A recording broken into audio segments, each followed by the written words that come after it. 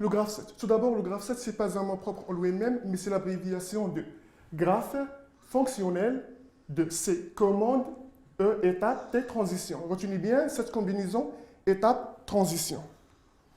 Ben voilà. D'après la définition, le graphe 7, c'est un outil graphique de description des comportements d'un système.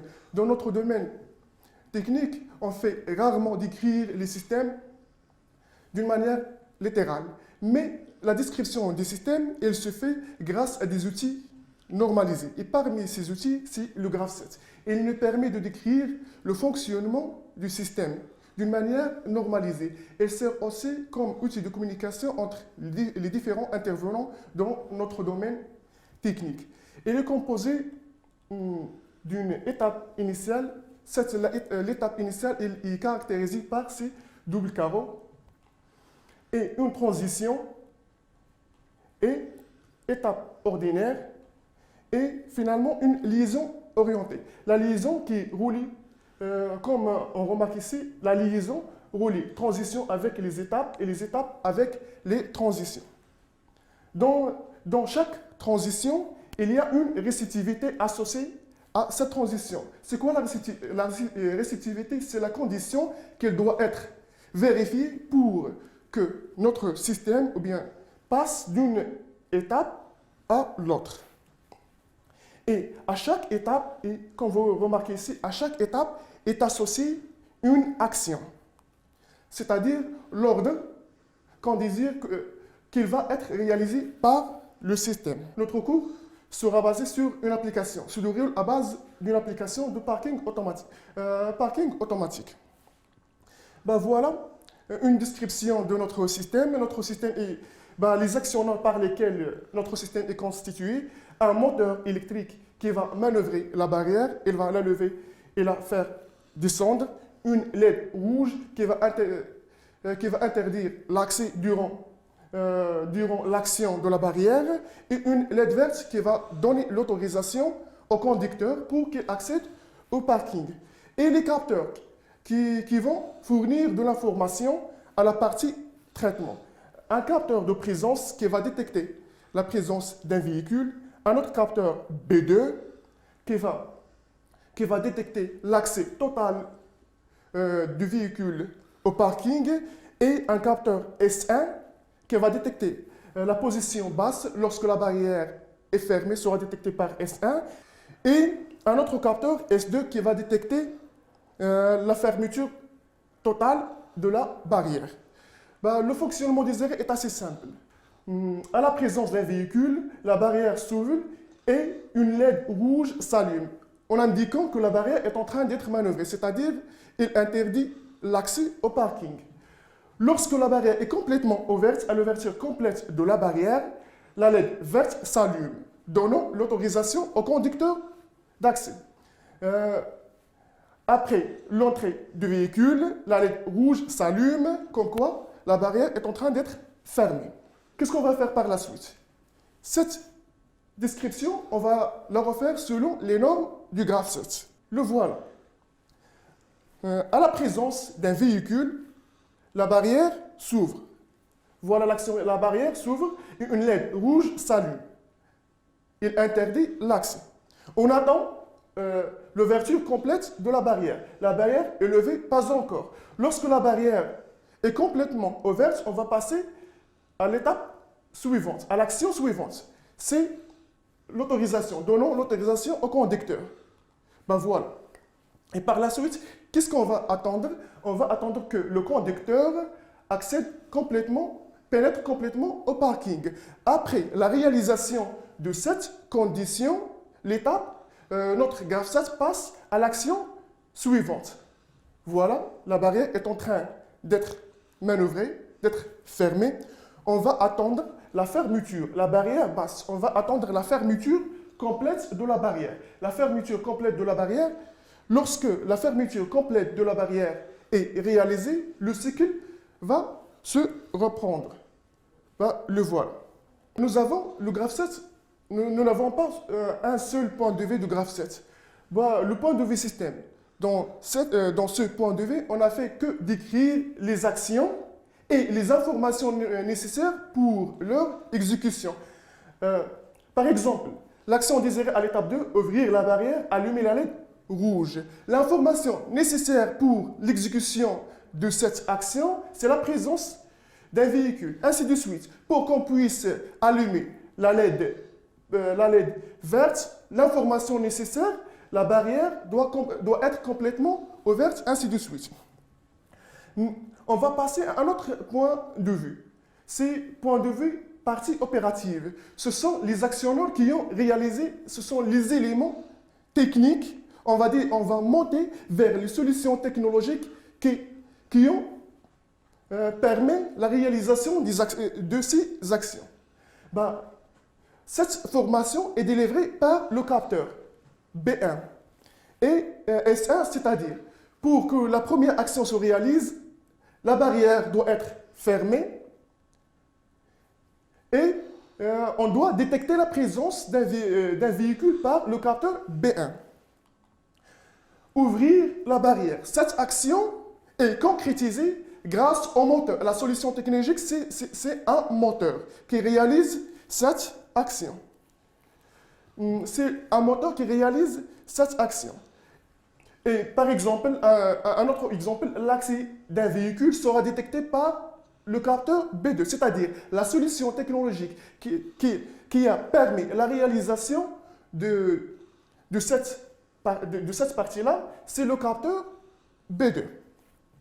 Et il y a aussi un autre point de vue, c'est le point de vue de partie commande. Je pense que vous avez déjà vu dans la partie ADC qu'on ne commande pas directement les moteurs, mais on le fait via des intermédiaires qui sont appelés des pré-actionneurs. Par exemple, le moteur M1, on va le commander grâce à l'intermédiaire de pré-actionneur K2.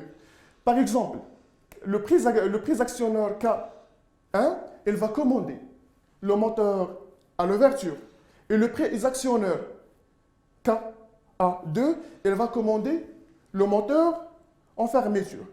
La différence entre cette partie, ce point de vue opératif et point de vue commande, c'est qu'on va remplacer seulement les actionneurs par les pré-actionneurs qui les commandent.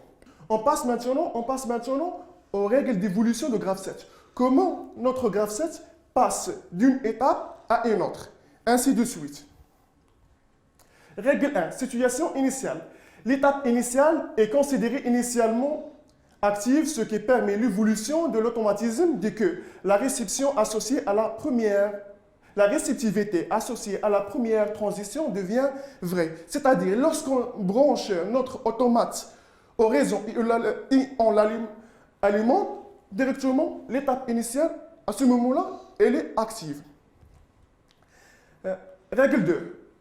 Franchissement d'une transition. Comment on traverse une transition? Une transition est dite validée lorsque toutes les étapes immédiatement précédentes reliées à cette transition sont actives. À ce moment-là, on dit, cette transition qui clignote, on dit qu'elle est validée. Par contre, c'est-à-dire, on attend la réalisation de cette transition, la condition qui lui correspond pour qu'on puisse évoluer vers l'étape suivante. Par contre, les autres transitions ne sont pas encore valides. Pour qu'on puisse franchir cette transition, elle doit être valide, c'est-à-dire on attend l'étape précédente. L'étape qui lui précède est active et que la réceptivité associée à cette transition est vraie. Qu'est-ce qu'on va attendre pour le moment? Que cette condition se réalise. Lorsqu'un véhicule se présente et la barrière est fermée, automatiquement on aura une évolution on aura un passage vers l'étape suivante. Le voilà. Notre système est passé à l'étape suivante. Troisième règle, évolution des étapes actives. Le franchissement d'une transition entraîne simultanément l'activation de toutes les étapes immédiatement suivantes, la désactivation de toutes les étapes immédiatement précédentes. Si vous avez bien remarqué, lorsqu'on a passé à l'étape lorsqu'on a passé à cette étape, automatiquement, la première étape, c'est désactivé. Pour le moment. Et c'est de même pour cette étape. Lorsqu'on va franchir cette transition, cette étape, il se désactive et la troisième étape devient active. La voilà. On a désactivation de cette étape et l'activation de l'étape suivante. C'est-à-dire, lorsqu'on franchit une étape, automatiquement, l'étape précédente se désactive. Ben voilà, et ces trois règles sont suffisantes et il y a d'autres qui citent 5 règles. Mais les deux derniers sont inclus dans la troisième. On peut le considérer comme inclus dans la troisième. Ces trois règles sont largement suffisantes pour décrire l'évolution de graphe 7. Et les étapes d'évolution de graphe 7, les règles d'évolution, on peut les résumer dans ces deux équations. Condition d'activation d'une étape. Quand est-ce que l'étape devient active? Quand est-ce que l'étape I devient active? Lorsque l'étape qui lui précède est active et la transition qui lui précède est aussi active. C'est-à-dire, quand est-ce que l'étape 3 devient active? Lorsque l'étape 2 est active et la condition qui lui correspond se vérifie. Cette étape égale à 1 et celle-ci doit être égale à 1. Voilà. Lorsque ces deux conditions se sont réalisées, on a l'activation de cette étape. Et quand est-ce que l'étape se désactive? Condition de désactivation d'une étape. L'étape 2 se désactive lorsque l'étape suivante s'active. Voilà. Lorsque l'étape 3 s'est activée, automatiquement l'étape 2 se désactive. Retenez très bien ces règles. On va les utiliser par la suite lorsqu'on désire programmer le système. Les structures de base d'un graphe 7. La première structure, la structure séquentielle qu'on a utilisée jusqu'à maintenant, c'est une structure facile. Une étape n'est suivie que d'une seule transition et une transition n'est suivie que d'une seule étape, ainsi de suite. La deuxième structure, c'est les séquences simultanées. La première partie de cette structure, divergence en est. C'est-à-dire, lorsque cette transition devient vraie, automatiquement, les séquences suivantes s'activent d'une manière simultanée. Si nous avons n séquences en parallèle, elles s'activent d'une manière simultanée. Convergence en est. Cette transition ne devient vraie qu'après la fin des étapes précédentes. Voilà une autre structure, sélection de séquences. Cette structure, elle permet de faire un choix unique d'évolution entre les séquences. C'est-à-dire, soit on va suivre cette séquence ou bien l'autre séquence, c'est-à-dire celle-ci. Selon la condition qu'elle se réalise en premier temps. Si cette condition se réalise, bien sûr qu'on va prendre ce chemin. Si cette condition se réalise, on va prendre ce chemin-ci. Cette partie, et à ce niveau-là, nous avons une divergence en OU, et cette partie-là, nous avons une divergence en OU.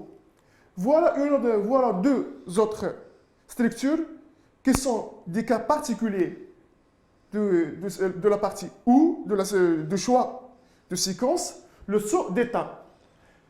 Si la condition B est vraie, on va continuer notre évolution. Si la condition B bar se réalise, on va sauter cette séquence. Et structure répétitive. Qu'est-ce qu'il dit cette structure? On va répéter cette séquence tant que cette condition est vraie. Lorsque la condition A devient vraie, on va continuer notre évolution d'une manière normale. On va faire par la suite des applications concernant ces deux structures. On passe à la partie suivante, cas particulier des choses, à savoir réciprocité toujours vrai, condition, c'est-à-dire condition toujours vrai, le passage de l'action de l'étape 4 à l'étape 5, il ne nécessite rien, le système va passer directement à l'étape suivante. Cette réciprocité, on l'utilise souvent dans le cas de convergence en et. Et temporisation. Parfois, nous avons besoin dans notre système de créer une temporisation. On va lancer la temporisation et pour qu'on puisse évoluer vers l'étape suivante, on va attendre la fin de cette temporisation. Qu'est-ce qu'on fait dans la transition? Qu'est-ce que signifie cela? T, c'est-à-dire la temporisation qu'on a actionnée dans l'étape 4, elle va durer 5 secondes. Ou bien on peut l'écrire de cette façon-là. 5 secondes X, c'est-à-dire l'étape 4.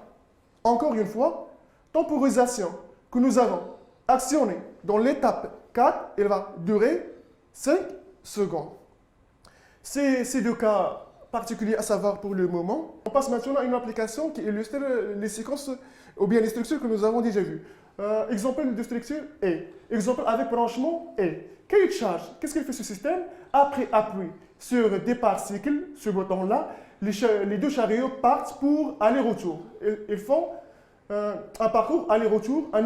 Un nouveau départ cycle ne peut se faire que si les deux chariots sont à gauche. C'est-à-dire on ne peut relancer le système que dans le cas où ces deux chariots reprennent leur place. G signifie capteur gauche, D capteur position droite, G action gauche, D action droite.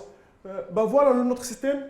Lorsqu'on va appuyer sur le bouton poussoir et les deux chariots sont en position gauche, notre système évolue. Voilà. Si vous remarquez très bien que dans une structure parallèle, simultanée, l'évolution de séquence est indépendante.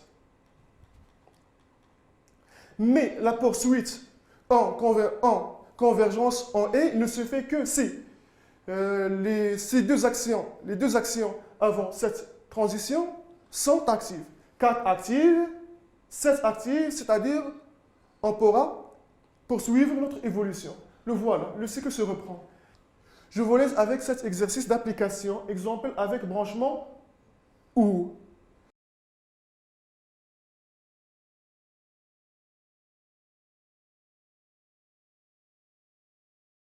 Nous avons arrivé au terme de ce cours. Chers élèves, prenez soin de vous et à la prochaine.